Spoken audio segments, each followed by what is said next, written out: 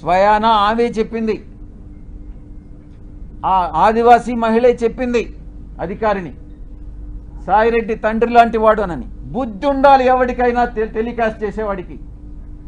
మనిషి అన్నవాడు మనిషి అయి పుట్టుంటే, కడుపుకి అన్నంగాని తింటా ఉంటే, ఎటువంటి వ్యక్తి కూడా, అటువంటి వ్యక్తులు, మానవత్వం ఉన్నటువంటి వ్యక్తులు ఎవరు కూడా ఇటువంటి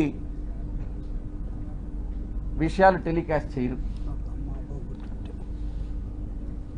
ఇంకా కూడా చెప్పాలంటే, ఈ వంశీకృష్ణ అనేవాడు ఒక అమ్మ అబ్బకు పుట్టుంటే, వీడు నిజంగా ఒక మనిషి అయి ఉంటే ఇటువంటి అక్రమ సంబంధాలు మనసులో కూడా, మైండ్లో కూడా రావు. వీడు మనిషే కాదు అన్నటువంటి విషయాన్ని నేను చెప్తా ఉన్నా. సాధారణంగా ఇలాంటి కంప్లైంట్స్ వస్తే ఏ పోలీస్ స్టేషన్కో పోతారు. సర్ప్రైజింగ్గా ఈ కంప్లైనెంట్ ఎవరో ఒక కాన్ఫిడెన్షియల్ లెటరు ఎండోమెంట్ కమిషనర్కి ఇచ్చాయట. ఆ బుద్ధి లేని ఎండోమెంట్ కమిషనరు దాన్ని ఎందుకు లీక్ చేశాడో నాకైతే అర్థం కాలే. కాన్ఫిడెన్షియల్గా ఎంక్వైరీ చేయాల్సినటువంటి ఒక అధికారి దాన్ని మీడియాకి ఎలా ఇస్తాడు? అధికారికి బుద్ధి లేదు, తీసుకునేటటువంటి మీడియాకి ఎలా బుద్ధి లేదని నేను ప్రశ్నిస్తా ఉన్నా. నిజానిజాలు ఒకవేళ తీసుకున్నారు, నిజానిజాలు అన్నటువంటివి తెలుసుకోకుండా విచక్షణారహితంగా ఉద్దేశపూర్వకంగా బహిర్గతం చేయడంలో, కుట్రలో ఒక భాగంగా మీరు ఇలాంటివి టెలికాస్ట్ చేస్తారా అని నేను ప్రశ్నిస్తా ఉన్నా. ఈ యొక్క మీడియా, ఒక సెక్షన్ ఆఫ్ మీడియాలో ఇవి ప్రసారం చేయనటువంటివి 4 ఛానల్స్. TV9 ప్రసారం చేయలేదు, 10 TV ప్రసారం చేయలేదు, సాక్షి ప్రసారం చేయలేదు, NTV ప్రసారం చేయలేదు. మిగతా అన్ని ఛానల్స్ ఏదో ఒక రకంగా ప్రసారం చేసినటువంటివే. మీరు ఒక్కసారి చూస్తే ఈ ఛానల్స్ అన్నీ కూడా ఒక సామాజిక వర్గానికి చెంది వెస్టెడ్ ఇంట్రెస్ట్ ఉన్నటువంటి ఛానల్స్ అన్నటువంటిది మీరు అర్థం చేసుకోవచ్చు. ఎవరు టెలికాస్ట్ చేశారన్నటువంటిది కూడా కానీ మీరు ఇంకా కొంచెం లోతుల్లో కానీ వెళితే ఆ యాంకర్స్ కూడా అదే సామాజిక వర్గానికి చెందినటువంటి వాళ్ళు అన్నటువంటిది చాలా స్పష్టంగా తెలుస్తూ ఉంది. ఇంకా ముందుకు రావాలి, ఇంకా ముందు విషయాలు ఉన్నాయి. ఒక వ్యక్తి చేసినటువంటి ఆరోపణలను దృష్టిలో పెంచుకొని ఒక మహిళ క్యారెక్టర్ మీద దెబ్బతీస్తారా? ఒక మహిళ క్యారెక్టర్ మీద దాడి చేస్తారా?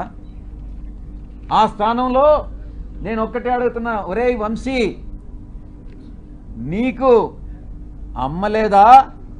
నీకు అక్క లేదా? నీకు అమ్మ చెల్లెలు, అక్క చెల్లెలకి తేడా తెలియదా?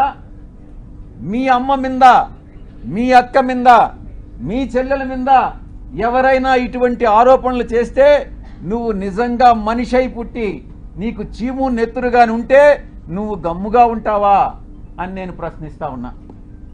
వీడు డెఫినెట్గా సమాధానం చెప్పాలి ఈ విషయానికి. ఈ మారెళ్ల వంశీ అనేటటువంటి వాడు, ఆంధ్రజ్యోతి వెంకటకృష్ణ, TV5 సాంబడు, వాళ్ళ పుట్టుక మీదనే నాకు అనుమానం ఉంది. నేను ఈరోజు చెప్తా ఉన్నా పత్రికాముఖంగా, ఒరేయ్ మీ పుట్టుక మీదనే నాకు అనుమానాలు ఉన్నాయిరా. మీ తల్లిదండ్రులకి ఎవరైనా DNA టెస్ట్ చేయించండి, మీరు కరెక్ట్గా పుట్టారా లేదా అని మిమ్మల్ని అడిగితే మీరు బాధపడతారా లేదా అన్నటువంటి విషయాన్ని ఒక్కసారి మీరు మిమ్మల్ని, మీ మనసాక్షిని ప్రశ్నించుకోండిరా. ఇంకా సాయిరెడ్డి సార్ గురించి వస్తే మీకు చెప్పాల్సిన వెరీ ఇంపార్టెంట్, ఆయన ఒక రెస్పెక్టెడ్ పర్సన్. విజయసాయిరెడ్డి సారు నేను ఫస్ట్ టైం విశాఖపట్నంలోనే చూసిన ఆయన్ని. నాకు చిన్నప్పటి నుంచి ఒక సర్పంచ్ కూడా తెలీదు. మా రాయలసీమలో నేను నంద్యాల, మా రాయలసీమలో ఆడపిల్లలు దేనికి బయటకు పోయి ఊర్లు తిరిగేది, లేకుంటే MRO ఆఫీసులకు తిరిగేది నాకు తెలీదు. నేను ఎన్నడూ ఒక సర్పంచ్ని కూడా చూడలేదు నేను పుట్టి పెరిగినప్పటి నుంచి. ఒక్కసారిగా ఒక MP గారు నాకు పరిచయం అయ్యేసరికి అబ్బా ఇలా ఉంటుంది. ఒక ఉద్యోగము అంటే చాలా చార్మింగ్గా చేసేదాన్ని, చాలా ఛాలెంజింగ్గా చేశాను నేను. ఫస్ట్ పోస్టింగ్ కదా ఎగిరి చేసినాం మేము. సో నేను సార్తో ప్రేమ సమాజం అనే ఒక ఇన్స్టిట్యూషన్ ఉంది, అది ఎండోమెంట్ డిపార్ట్మెంట్లో పబ్లికేషన్ అయి ఉంది. సెక్షన్ 6C అంటే ఒక అసిస్టెంట్ కమిషనర్ కంట్రోల్లో ఉన్న ఇన్స్టిట్యూషన్ అది. ఆ సమాజంకి 30 ఎకరాల ల్యాండ్ ఉంది. ఆ ల్యాండ్ అంతా కూడా బీచ్ రోడ్లో ఉంటుంది. అందులో సాయి ప్రియ రిసార్ట్స్ అని ఉంది. ఆ రిసార్ట్స్ వాళ్ళు 30 ఎకరాల భూమిని వాళ్ళొక్కరే ఎంజాయ్ చేస్తూ చాలా తక్కువ అమౌంట్ నాకు గుర్తులేదు, అప్ టు 5 lakhs లోపే ఉంది. చాలా తక్కువ అమౌంట్ని వాళ్ళు పే చేస్తూ ఉన్నారు. అది నా దృష్టికి వచ్చింది సార్ ద్వారా. సరే అనేసి నేను ఇన్స్పెక్షన్కి వెళ్ళాను.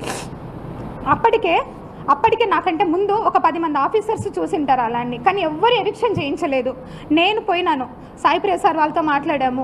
సార్ అన్నారు, మేము ఇది వాడుకుంటున్నాం, మిగిలినంతా కూడా ఖాళీగా ఉందన్నారు. Then I said that sir మీరు అలా ఉన్నప్పుడు మరి మా భూమి మాకు ఇచ్చేయండి, మాకు అప్పచెప్పండి. ఆ ప్రేమ సమాజం వాళ్ళు వేరే వాళ్ళకి అయినా లీజ్కి ఇచ్చుకుంటారు, వాళ్ళు ₹1 బెనిఫిట్ పొందుతారు అన్నారు.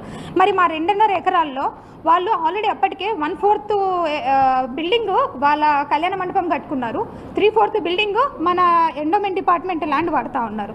సో దట్ ఆ 3/4 బిల్డింగ్కి కూడా నేను చాలా అమౌంట్ నన్నే అడిగారు, ఎంత లీజ్ అమౌంట్ అని. నేను రిజిస్ట్రేషన్ డిపార్ట్మెంట్కి అప్లై చేసి అప్పుడున్న మార్కెట్ వాల్యూ ఎంత ఉందో 22.5 లక్ష అమౌంట్, 5 లక్షల లోపల అమౌంట్ కంటే 22.5 లక్ష అమౌంట్ని ఒక్కసారిగా వాళ్ళకి లీజ్కి పెంచేసి అప్పుడున్న కమిషనర్ గారు అర్జున్ రావు గారు ఇచ్చారు. ఇక్కడ నేను ఎవరి ల్యాండ్ తీసుకొని వచ్చాను? ఎండోమెంట్ భూమిగా తెచ్చాను. ఎవరికి ఇచ్చాను? ప్రేమ సమాజంకేగా తెచ్చాను. ఇది నాకు సార్తో ఉన్న పరిచయం. దాని తర్వాత ప్రతి డిస్ట్రిక్ట్లో కూడా ట్రస్ట్ బోర్డ్స్ ఉంటాయి. ఎండోమెంట్లో ఏమేమి జరుగుతుందో మీకు కూడా తెలియాలి కాబట్టి చెప్తున్నాను. ట్రస్ట్ బోర్డ్స్ కూడా ప్రతి ఒక్క జ్యూరిస్డిక్షన్లో ఎమ్మెల్యేలు కానీ సర్పంచ్లు కానీ లేకుండా అక్కడ ఉన్న హానరబుల్ రెస్పెక్టెడ్ పీపుల్స్ ఎవరైనా సరే చెప్తే వాళ్ళు ఒక లిస్ట్ ఇస్తారు. ఆ లిస్ట్లో కమిషనర్ అల్టిమేట్ అథారిటీ ఉంటుంది. ఆ అల్టిమేట్ అథారిటీ కోసం సార్ వాళ్ళు కూడా మాకమ్మ ఇవన్నీ కూడా ట్రస్ట్ బోర్డులు ఎన్ని ఉన్నాయో అడగండు.